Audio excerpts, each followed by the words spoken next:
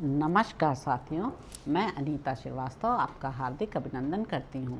महर्षि वेदव्यास द्वारा रचित महाभारत के 194वें अध्याय में आज का प्रसंग है द्रुपद और युधिष्ठिर की बातचीत तथा व्यास जी का आगमन। वैशंपायन जी कहते हैं, जन्मेजय तदंतर महातेजस्वी उदार चित्त पांचाल राज द्रुपद ने अत्यंत कांतिमान कुंती पुत्र राजकुमार युधिष्ठिर को बुलाकर ब्राह्मणोचित आतिथ्य सत्कार के द्वारा उन्हें अपनाकर पूछा, हमें कैसे ज्ञात हो कि आप लोग किस वर्ण के हैं? हम आपको क्षत्रिय, ब्राह्मण, गुण संपन्न, वैश्य अथवा शूद्र क्या समझें? अथवा माया का आश्रय लेकर ब्राह्मण रूप से सब दिशाओं में विचरने वाले आप लोगों को हम कोई देवता माने? जान पड़ता है आप कृष्णा को पाने के लिए यहाँ दर्शक बनकर आए हुए देवता ही हैं। आप सच्ची बात हमें बता दें, क्योंकि आपके विषय में हमको बड़ा संदेह हो रहा है। परंतप आपसे रहस्य की बात सुनकर क्या हमारे इस संशय का नाश और मन को संतोष होगा और क्या हमारा भाग्य उदय होगा? आप स्वेच्छा से ही सच्ची बात बताएं। राजाओं में इष्ट और पूर्ति की अपेक्षा सत्य की ही अधिक महिमा है, अतः असत्य नहीं बोलना चाहिए। देवताओं के समान तेजस्वी शत्रुसूदन, मैं आपकी बात सुनकर निश्चय ही विधिपूर्वक विवाह की तैयारी करूंगा। युधिष्ठिर बोले, पांचाल राज, आप उदास ना हों, आपको प्रसन्न होना चाहिए। आपके मन में जो अभीष्ट कामना थी वह निश्चय ही आज पूरी हुई है, इसमें संशय नहीं है। राजन, हम लोग क्षत्रिय ही हैं, महात्मा पांडु के पुत्र हैं। मुझे कुंती का ज्येष्ठ पुत्र समझिए। ये दोनों भीमसेन और अर्जुन हैं। राजन, इन्हीं दोनों ने समस्त राजाओं के समूह में आपकी पुत्री को जीता है। उधर वे दोनों नकुल और सहदेव हैं। माता कुंती वहीं गई हैं जहाँ राजकुमारी कृष्णा है।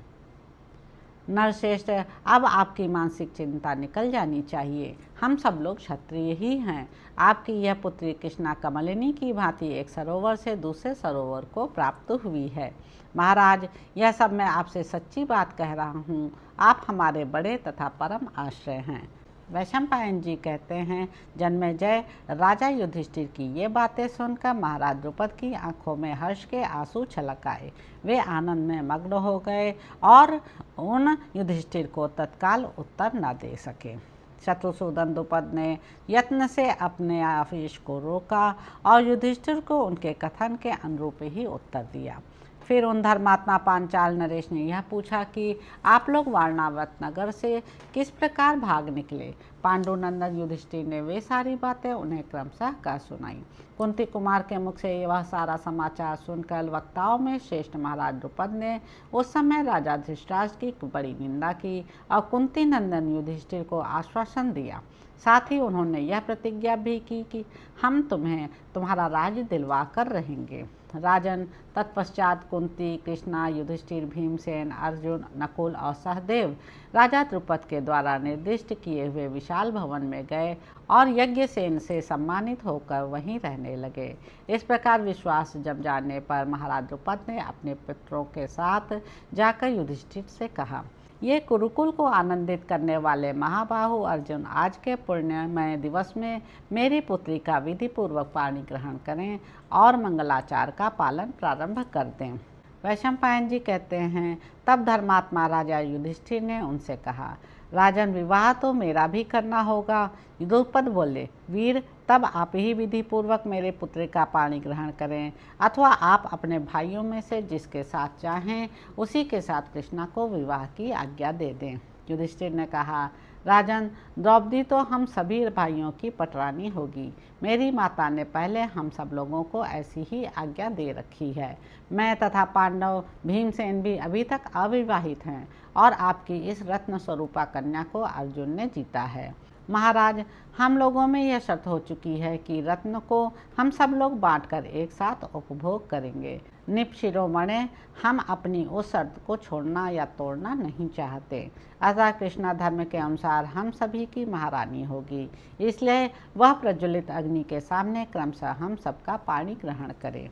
द्रुपद बोले, कुरुनंदन, एक राजा बहुत सी रानियां हों, ऐसा विधान तो वेदों में देखा गया है, परंतु एक स्त्री के अनेक पुरुष पति हों, ऐसा कहीं सुनने में नहीं आया है।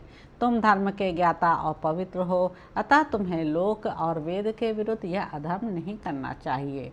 तुम कुंती के पुत्र हो, तुम्हारी बुद्धि ऐसे क्यों हो रही है? युधिष्ठिर ने कहा, महाराज, धर्म का स्वरूप अत्यंत सूक्ष्म है, हम उसकी गति को नहीं जानते। पूर्व काल के प्रचेता आदि जिस मार्ग से गए हैं उसी का हम लोग क्रमशः अनुसरण करते हैं। मेरी वाणी कभी झूठ नहीं बोलती और मेरी बुद्धि भी कभी अधर्म में नहीं लगती। हमारी माता ने हमें ऐसा ही करने की आज्ञा दी है और मेरे मन में भी यही ठीक जचा है। राजन, यह अटल धर्म है, आप बिना किसी सोच विचार के इसका पालन करें। पृथ्वीपते, आपको इस विषय में किसी प्रकार की आशंका नहीं होनी चाहिए। द्रुपद बोले, कुंती नंदन, तुम, कुंती देवी और मेरा पुत्र धृष्टद्युम्न, ये सब लोग मिलकर यह निश्चय करके बतावें कि क्या करना चाहिए। उसे ही कल ठीक समय पर हम लोग करेंगे। वैशंपायन जी कहते हैं, भारत, तदंतर वे सब लोग मिलकर इस विषय में सलाह करने लगे। राजन, इसी समय भगवान वेदव्यास वहाँ अकस्मात आ पहुँचे। तो इस प्रकार साथियों, आदि पर्व के अंतर्गत वैवाहिक पर्व में वेदव्यास के आगमन से संबंध रखने वाला 194वां अध्याय पूरा हुआ। इसके अगले अंक में आप जानेंगे कि व्यास जी के सामने द्रौपदी का 5 पुरुषों से विवाह होने के विषय में द्रुपद, धृष्टद्युम्न और युधिष्ठिर का अपने अपने विचार व्यक्त करना। तो अब आपसे अगले अंक में मुलाकात होगी। मेरे YouTube चैनल संवाद विद अनीता को लाइक करें, शेयर करें, सब्सक्राइब करें। धन्यवाद साथियों।